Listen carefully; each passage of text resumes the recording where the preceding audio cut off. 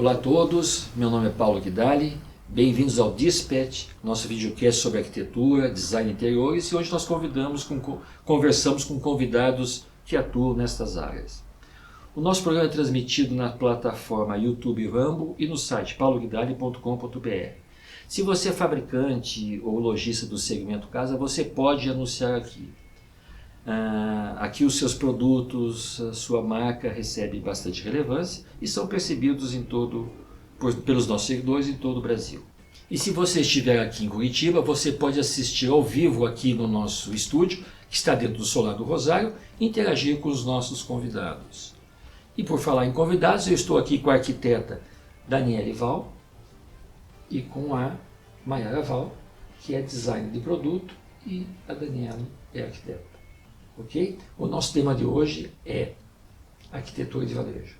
Então, Daniela, o que é arquitetura de varejo? Primeiramente, queria agradecer, muito obrigada pela oportunidade. É um prazer estar aqui conversando com você, Paulo. Eu também, muito obrigado pela presença. Arquitetura de varejo é a arquitetura que trabalha com lojas, com espaços físicos voltados a atender a um público, focado na experiência do consumidor. Perfeito. Mayara, a tua formação também além de design de produtos, você também é designer de serviços. O que é design de serviços? Design de serviços, ele é o pensamento do serviço em si. Então, por exemplo, quando a gente desenha um produto, né, um móvel ou algum produto industrial, a gente tem um processo, uma metodologia de design, que a gente chama de design thinking. E quando isso se aplica à parte de serviços, é o que a gente chamou comumente de design de serviços. Eu vou dar um exemplo muito conhecido, que é, por exemplo, o caso da Starbucks, que a gente tem inclusive aqui perto. Então, é uma forma diferente de prestação de serviços, onde você entende pontos de contato, como que você vai interagir com o cliente, como que você pode melhorar essa experiência dele, né, em toda a sua entrega. Então, desde de antes dele te conhecer até ele chegar e comprar o seu serviço propriamente dito. Bom, nós vamos usar bastante isso que você acabou de falar, ok? Então, ok. Então vamos lá. Nós trabalhamos a nossa área de arquitetura, design de interiores, e então eu vou fazer uma pergunta para vocês. Se eu fosse um lojista e eu quisesse aumentar o faturamento, a receita da minha loja, em torno de 20%, 25%, vocês acham que isso é possível? Como que a gente começaria? Com certeza é possível, sim. A gente pode usar o projeto a nosso favor, usando o projeto como uma ferramenta de vendas. Pensando nos pontos de contato, né, onde a gente vai colocar os produtos, de que maneira a gente vai colocar eles, e também pensando no caminho do usuário dentro da loja. Perfeito. Então vamos fazer o seguinte, Mayara.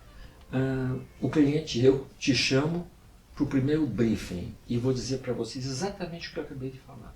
Qual seria o passo daí para frente? Como é que se dá esse planejamento? Perfeito.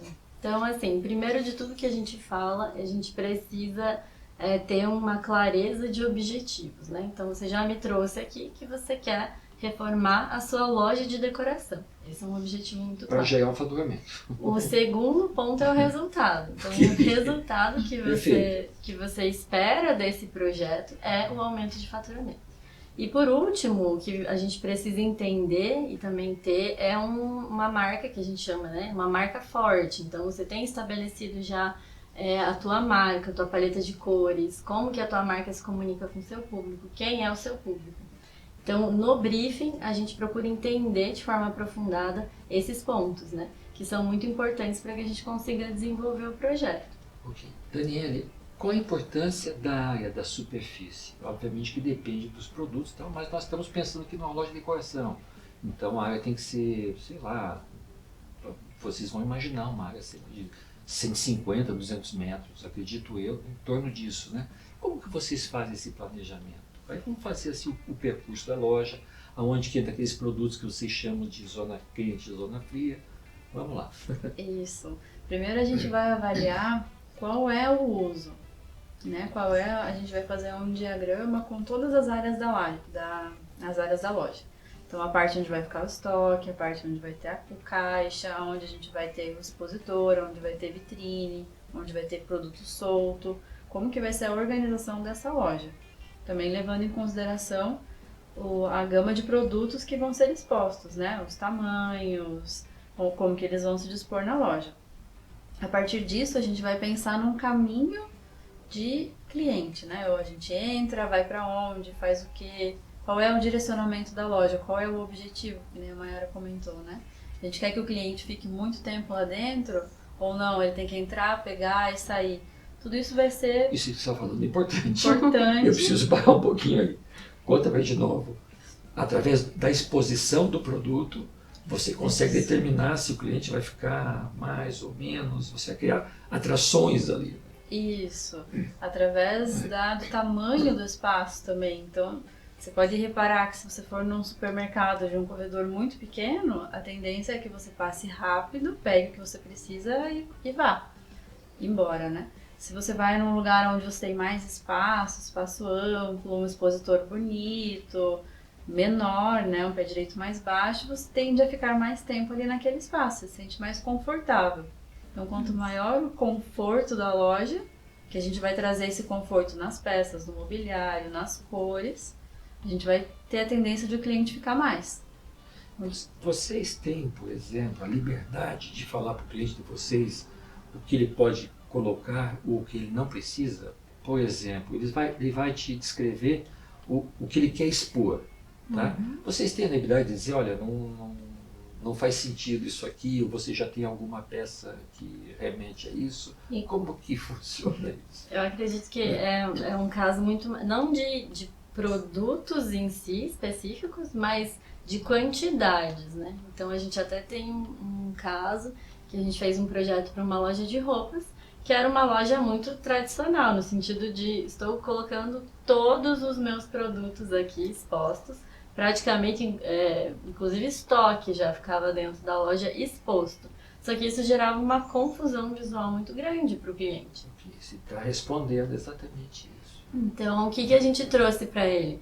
Vamos mostrar de fato os teus produtos. É muito mais valioso, né, para a estratégia dele, no caso ali, né? Muito mais valioso você apresentar uma peça bem, né, assim, de frente para a pessoa chegar, conseguir entender o seu produto, do que você mostrar para ele que você tem toda essa gama dentro da sua loja, né? Exatamente, corre o risco de transformar num bazar, né?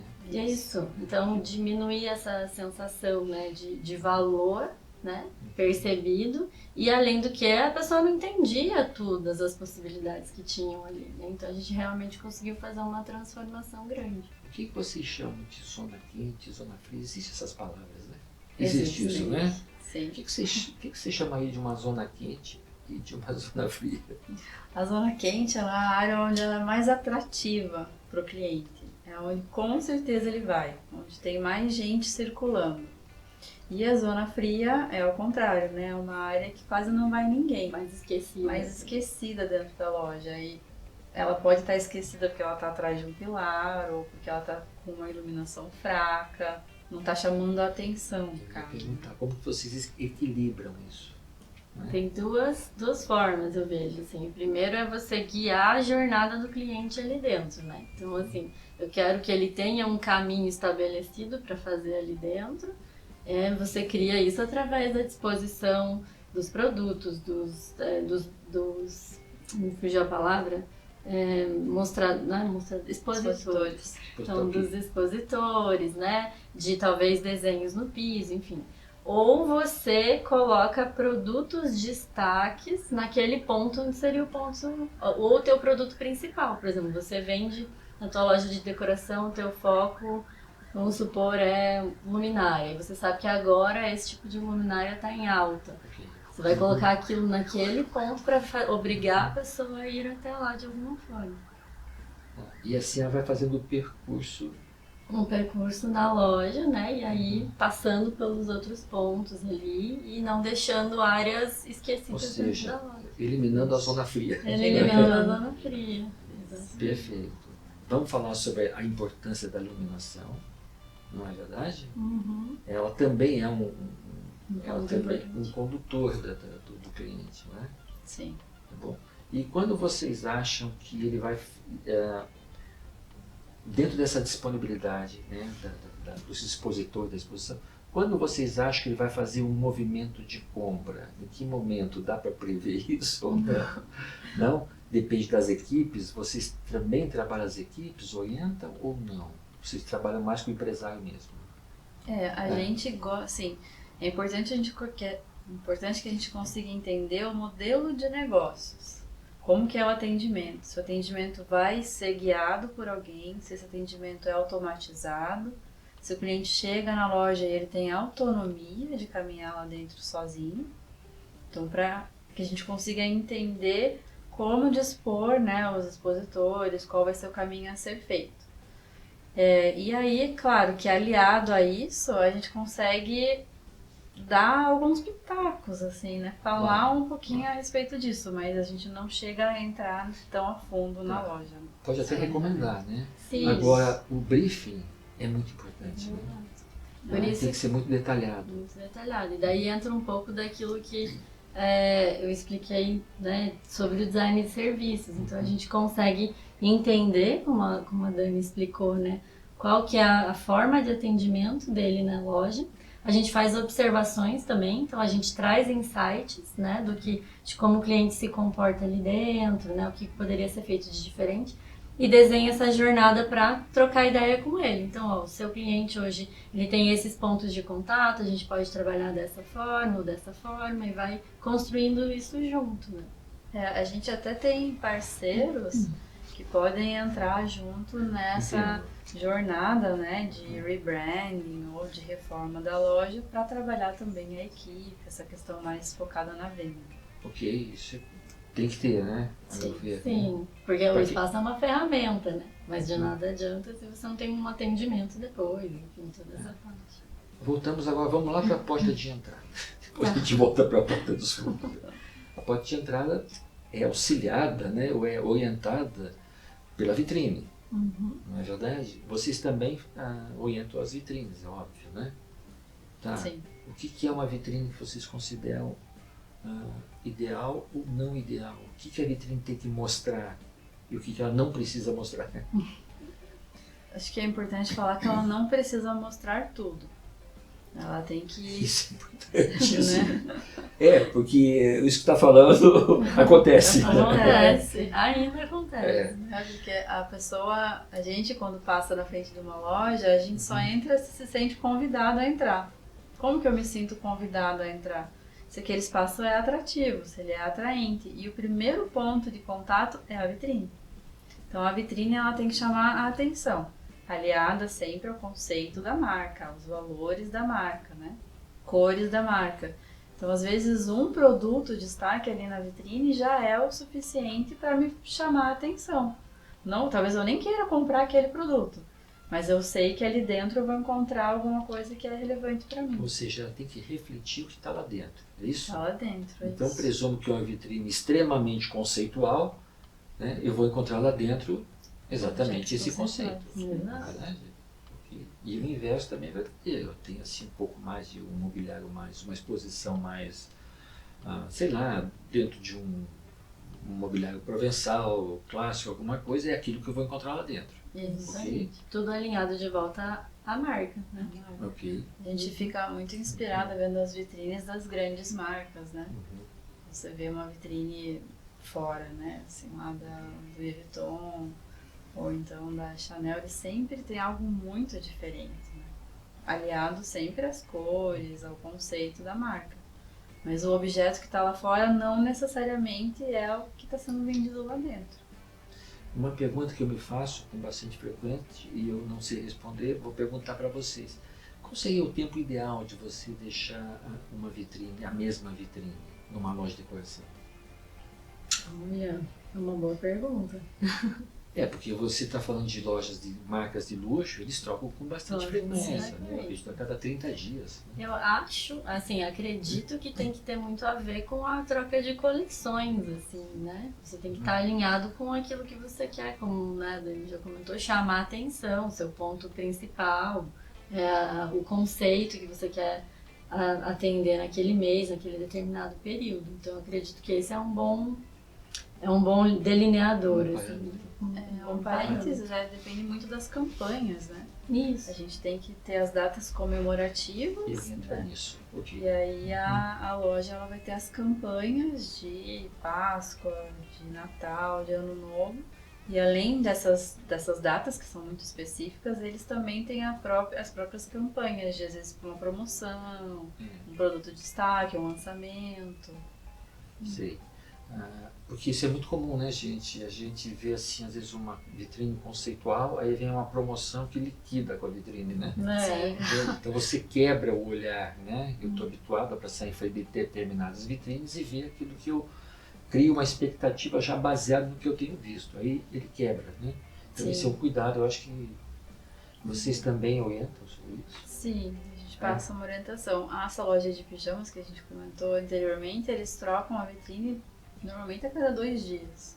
Se tá muito frio, eles colocam pijamas mais frios, eles vão meio que tentando entender o clima também, né? Sim. Para mostrar para as pessoas algo relevante. No caso deles é bem constante, também é um espaço, né, menor ali de exposição, então é legal que eles usam isso bastante como uma ferramenta. Agora, a vitrine também é um fator de decisão, né? Entro, não entro, compro, não compro, né? E ela pode passar... enfim, ela vai criar o próprio público dela, né? Através da vitrine, ela estabelece o perfil de público que ela está chamando, que ela está atendendo. Uma coisa importante, desculpa até te interromper, é que a vitrine e a posição da porta, né? Então, como você vai colocar a porta, se você vai deixar ela lateral, deixar uma vitrine maior, se é centralizada. Desculpa. O que vocês recomendam nesse caso? Sempre depende do público. Então, se você quer que muitas pessoas entrem na loja, é legal ter uma porta muito grande. Sim, Sim, porque aí as pessoas entram. Quando a porta ela é pequena, ela tanto pode estar à direita ou à esquerda, mas se ela for pequena, a gente se sente menos convidado, assim, parece que é mais exclusivo. E se a porta está fechada, então, você realmente só entra se você for um consumidor daquele local. Você não se sente convidado. Habituei, alguma pessoa que faria sempre na loja, Sim. É uma forma de comunicar, né? Até se você seu público. E o mesmo vale para a vitrine. Se a vitrine é muito grande e tem muita coisa exposta, um público diferente vai entrar. Um público grande. Se for uma vitrine menor, com 1 ou 2 produtos, assim, uma vitrine um pouco mais, como se diz, fechada, poucas pessoas vão entrar. Mas talvez seja assertivo, né? Porque tudo vai depender do público. Não adianta eu trazer o público errado para minha loja, que eu não vou vender. As análises que vocês fazem são bem, digamos assim, amplas e fechadas também, né? Eu queria só fazer um comentário aqui. Eu acho que nós temos hoje, quando se fala em loja de decoração, acho que nós temos 3 perfis aqui, né, nas cidades, né? É aquela loja que a gente chama de uma loja premium, né, de alta decoração, onde o influenciador, né, o frequentador, o consumidor é a figura do arquiteto do design de interiores, né? Então ele já tem, digamos assim, bastante um conhecimento mais amplo do mercado. Nós temos aquelas lojas que eu chamo de intermediário, né, que atende o cliente final e também os arquitetos, os especificadores, arquitetos. E nós temos aquela loja que está começando na decoração. Então, veja, são 3 perfis que merecem um tratamento, a meu ver, diferenciado, né? Sim. Porque a loja de premium, ela já sabe o que ela quer, né? Ela já está estabelecida. E essa loja intermediária é que me chama a atenção, né? E aí sim entraria a minha pergunta lá no início, né? Como que eu aumento a minha receita? Então, vocês acham que eu vou ter que, de fato, proceder alterações no meu layout, na minha loja, na minha vitrine, e é aí que vocês entram. Exato. Quando vocês são chamadas, o cliente já fez esse movimento, já andou pesquisando aí nos Instagrams da vida, nos Pinterest, é isso? Já. Então ele já veio, já traz alguma informação. Eu quero assim. Exatamente. Assim. Tá, isso ajuda ou não? Depende. Ajuda pra gente entender o estilo que ele imagina colocar na loja, né? Como que ele quer reformar essa loja. Então é importante e é necessário fazer essa pesquisa e trazer isso como inspiração. O que não funciona é tentar trazer uma cópia para dentro da loja. Que não necessariamente aquilo que está lá é o que a gente precisa colocar na loja nessa loja intermediária, né? Que nem você pontuou. Que são muitas camadas, né? Como a gente já vem falando, assim, né? Não é só abrir e expor os produtos, né? A gente tem que entender com quem a gente vai conversar. como que é essa marca, né? O fluxo que a gente vai criar. Então, a gente gosta, sim, que tenham referências, né? Facilita, né? Facilita o diálogo. entendimento, muitas vezes. Mas aí você tem que se aprofundar, tá? Você tá me mostrando essa imagem, mas o que nela te chama atenção, né? Por que ela é uma referência para você? Exato. Porque às vezes a pessoa vem e nem sabe por que ela gostou, né? Uma imagem cheia de madeira e você entende que ela gosta de madeira. Não odeio madeira. Já aconteceu, assim. Não quero madeira de jeito nenhum. Mas a referência que você me mostrou, não, mas eu gostei da disposição. Então a gente vai aprendendo também que a gente tem que ir aprofundando, né? Então, de novo, o briefing. Então me explica o que você gosta, né? Por que você está me apresentando isso? Quer dizer, quase uma análise. É uma análise. Psicológica. Sim. Vocês também, acredito que vocês também já tenham se deparado com casos onde o empresário começou e depois não soube mais como concluir. Acontece isso? Acontece com bastante frequência. É mesmo? E aí, normalmente eles têm dificuldade de entender que às vezes existe um problema no espaço. Que o espaço às vezes até tá bonito, né? Assim, esteticamente agradável, porém não está ajudando na conversão de vendas. E aí não adianta. Que é o que ele precisa. Né? Que é o que ele precisa. Sair desse superficial, né? De que é só o visual. Não é, tem tantas outras coisas ali envolvidas, né? Entendo. Vocês acham então que é possível eu levar o conceito da loja física, essa mesma loja física, para o virtual? O que vocês acham? Eu consigo passar essa proposta? Eu vou até ser repetitiva aqui, mas eu Não tem acredito problema. eu acredito que tudo tem que ser alinhado com a marca. Então a gente até traz bastante isso para os clientes, né? Que é preciso ter essa clareza de marca bem forte, assim, porque isso vai te dar uma linha em relação a tudo dentro do seu negócio, né? Então, daí a sua marca, seu espaço físico vai estar alinhado com aquilo que vai estar no digital, Por através da exemplo, marca. o logo, né? Tem que estar o cores. mesmo logo, as cores, a fonte, como que o cliente chega ali, ele entra, o que ele tem que fazer dentro daquele caminho de site, né? A jornada, né? Que ele vai ser vai parecida, passar, né? Dos meios. Tem que tentar trazer uma similaridade com a jornada que ele tem na loja, né? Desafio, né? É um desafio. Mas sim, eu entendo, e eu acho que é por esse caminho mesmo, porque você às vezes vê uma coisa na física e vê outra coisa no Instagram, vamos dizer. Né? Exato.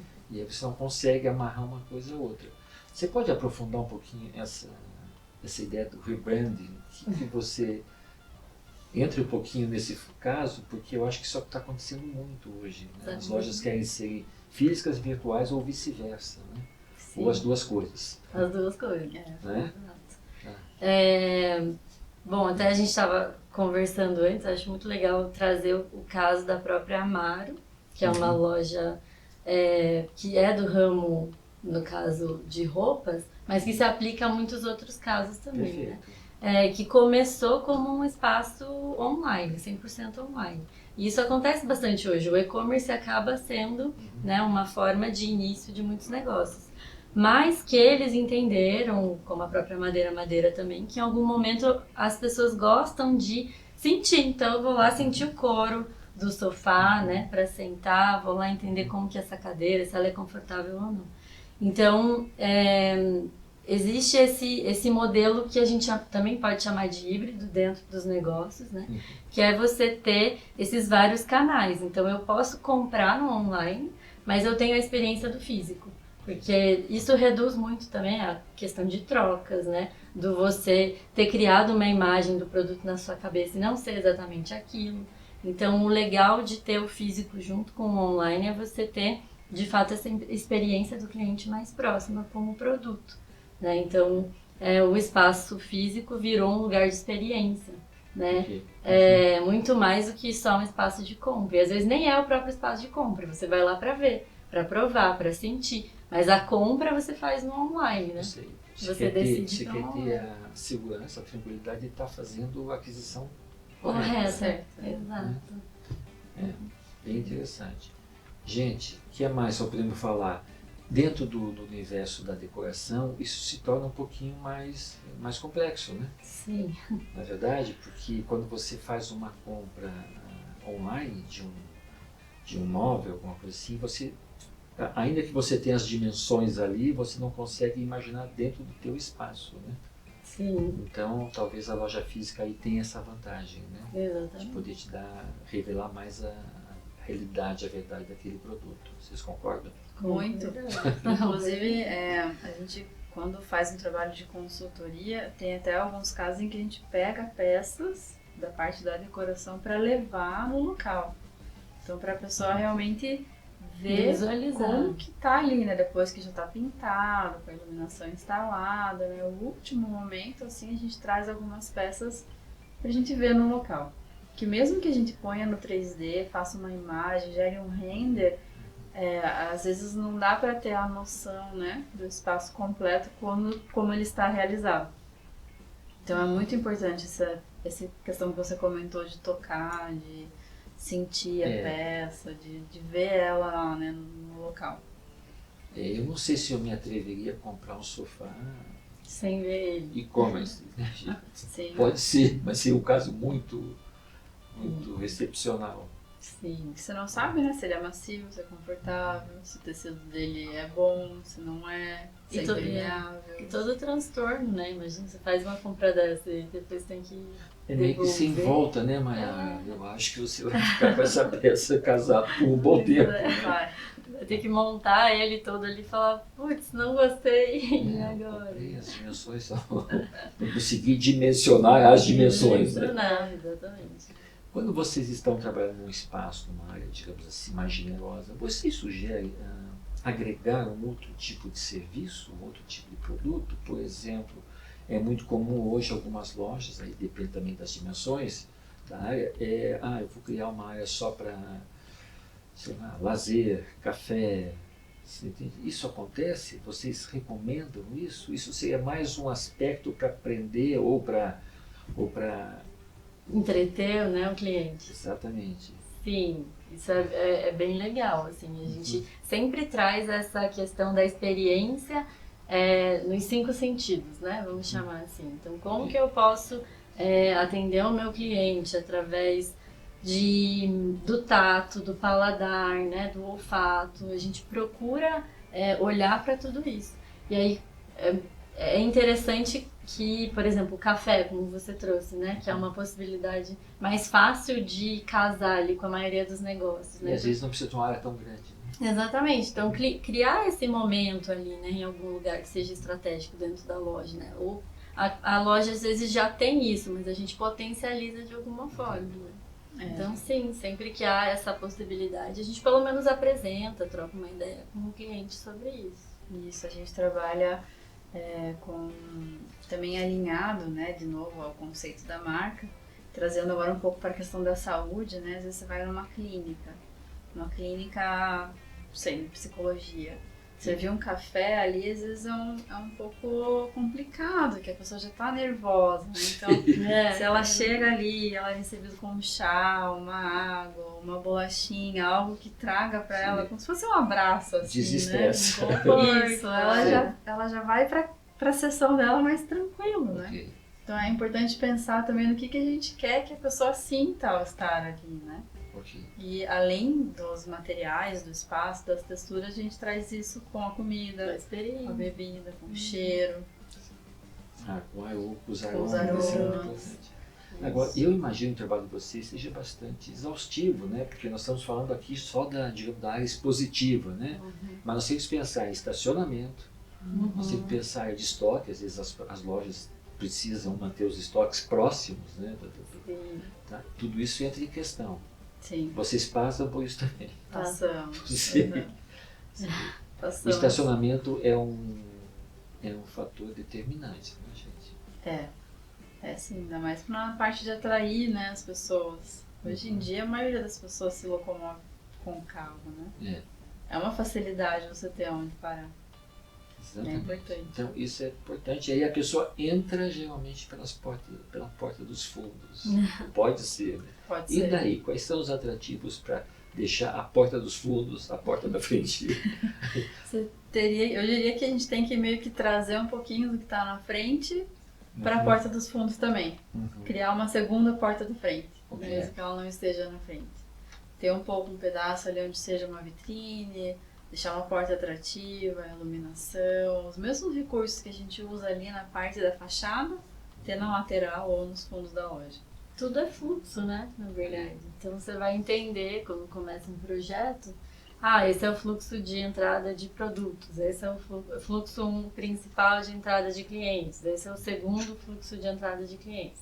Então tudo isso tem que ser levado em consideração, né? Como que eu vou usar esses fluxos, essas jornadas. Esses acessos. Esses acessos. Interessante, né? Porque, obviamente, quem está entrando pelos fundos tem que achar que está entrando tem que entrar, pela claro. porta principal. Com certeza. Tem que ter a mesma experiência, né? Tem que ser Com recebido certeza. da mesma forma. Com certeza. Tá. Escadas. Complicado. Muito complicado. Como eliminar as escadas precisando subir? O recurso fácil é o elevador, né? Ok. Ele é um pouco caro, custa um pouco mais, mas ele ocupa menos espaço. Se a gente for falar da acessibilidade nos ambientes, a rampa ela acaba ocupando um espaço maior Muito ainda. grande, Mas uma rampa elegante, né? A rampa é elegante. Tem- Aí a gente entra na questão do tamanho da loja. Se for uma loja grande, tipo a Tokstok, que tem um espaço muito grande, a gente consegue compor uma rampa lá dentro, né? E fazer um caminho interessante. Mas se for uma loja pequena, às vezes não dá. E é tudo também deixar atrativo, né? Você tem que deixar aquilo atrativo visualmente para o cliente querer, né? Exatamente, É, como reutilizar. conduzi-lo. Né? É Exato. claro que aí o vendedor, o consultor tem um Também. papel fundamental aí, né? Sim. Ele que vai ter que induzir de alguma coisa. Mas se a escada é atraente, ele não precisa. Uhum. O próprio cliente vai dizer, o que você tem lá em cima? Ela convida, né? Por si só. Porque você Curiosidade, né? Exatamente. Esses dias eu tava lendo sobre isso, né? Como fazer o caminho das pessoas, assim, um ponto específico na escada. Eles fizeram uma experiência no metrô, agora eu não lembro em qual cidade foi, mas ninguém usava a escada, só a escada rolante. Ok. E aí eles montaram como se fosse um piano, à medida que você ia caminhando na escada, ela ia emitindo sons e desenho. E aí as pessoas escutavam, queriam saber o que acontecia ali, e aí passou que naquele dia eles usaram mais a escada do que a escada rolante. Olha, vamos dar um prêmio aí para esses criativos. Né? Deixa divertido. Foi muito legal. Bem interessante. Muito bom. Escuta, o que mais nós teríamos para conversar, que vocês gostariam de contar? Vocês contaram um case, eu fui assistir uma palestra de vocês, eu gostei muito. Vocês contaram um case que eu gostaria de trazer aqui, que é aquele case do Seu suco. seu suco. Contem que case foi, porque eu vejo assim, né? A importância desse case é que é um espaço muito reduzido, né? E praticamente eu soube que a receita deles dobrou, né? Pequenos espaços, grandes negócios. Grandes negócios. Conta, Dani, como que chegou para você esse projeto? Eles montaram a loja, né? E em um determinado momento eles perceberam que precisavam fazer alguma coisa diferente. Ela estava funcionando, mas precisava de algo a mais. E foi o momento em que eles resolveram fazer a franquia da marca. E quando você vai fazer a franquia, é importante você ter um modelo de projeto, né? Como que nós vamos replicar essa loja em outros lugares? A gente tem que ter esse padrão desenhado, definido, de mobiliário, iluminação, cores, objetos decorativos. Que a pessoa que vai na loja do Seu Suco aqui em Curitiba, ela tem que ir na mesma loja em São Paulo ou Em outro bairro. qualquer outro Exato. lugar. Que metragem que tinha esse espaço? Ele tinha acho que 20 metros quadrados, Olha, né? É muito pequeno. Era bem pequenininha. Pequeno. E tudo é produzido ali. Então a parte de A atendimento produção ocupa muito, né? é pequeno, porque ela ocupa bastante espaço na produção. Eles servem sucos maravilhosos, inclusive. Quem não conhece ainda, vá Fica lá. o convite. Já fica o convite. E eles fazem tudo lá no local. É tudo fresquinho, é muito bom. Ou seja, o balcão de atendimento é quase na porta de entrada. Quase na Quase porta na de porta de entrada. entrada. Quase que uma Literalmente. loja, E aí, ao decidir fazer isso, a gente foi lá, alinhou com eles os objetivos, né, da franquia e trouxe ali para o espaço deles já o modelo para eles fazerem a franquia. Para replicar, replicarem depois. E a gente utilizou muito das coisas que eles já tinham lá. Uhum. Então, toda vez que a gente vai fazer um projeto, é legal também entender que a gente pode utilizar coisas que já existem. E uma coisa que me chamou a atenção é que vocês começaram a usar áreas que eles não pensavam em utilizar, né? Que é a própria a fachada, né? Ele tinha um acesso, né? Um pequeno jardim. Exatamente. Tudo isso foi aproveitado, né? Tudo isso. A gente aumentou a loja, né? A gente brincou assim, a gente estendeu essa loja para a área externa, né? Então, eu acho que o grande ganho ali foi que a gente otimizou o atendimento deles através de uma simples ação, né? Que parece simples, mas que foi trazer o autoatendimento. Então, a gente tirou um espaço que tomava bastante ali na área do caixa e deixou um fluxo mais fluido, assim, né? E também repensou essa parte do jardim, né? Então, trazendo mesas para fora, deixando um espaço gostoso, que as pessoas realmente tenham vontade de sentar ali. Você pode trazer as crianças. Trazer as crianças. Você acabou fazendo... Que era já o público deles, era esse alinhamento, né? Essas pessoas que se conectam com a marca deles. Então, a gente só deixou isso visualmente presente ali na loja deles. Acho que comunicação, né? Isso, comunicou isso. Né? Então, acho que transmitiu para quem já é frequentador, quem estava passando, essa imagem de que... Porque o que eu acho assim que é um pouco às vezes desgastante nesses casos, e não importa se a loja é grande, pequena, é o check-in e o check-out, né? Exato. Na verdade, eu quero ser atendido rápido e quero ir embora rápido. Não tem nada mais desagradável que você quer ir embora do hotel e o hotel tem uma fila para fazer o check-out. É assim, hoje está com mais. pressa, né? Exatamente. Então isso às vezes aborrece e faz com que a pessoa não volte mais. Não é verdade? Então são cuidados que vocês devem ter também no projeto de vocês, né? Sim. Como que a pessoa entra fácil, chega fácil, né? Ela é atendida ou opta por se movimentar livremente e quando ela vai embora, essa saída, né? Porque aí a pessoa ela já está satisfeita, concluiu que ela tem que ir embora e que ela tem que fazer ou o pagamento ou, enfim, deixar alguma referência, um orçamento. Então, tudo isso eu acho que entra em questão. Né? Entra em questão, com certeza. Como o cliente vai se comportar ali, né? Com certeza. Escute, gostei muito de conversar com vocês. Muito obrigado. Nós temos mais um outro assunto que nós vamos abordar no futuro. Tá bom, combinado. Tá Voltaremos. Foi um prazer. Muito obrigada pelo convite. Para mim também. Dani, muito obrigado. Maia, muito obrigado por vocês. Então vamos nos ver novamente. Nos encontraremos.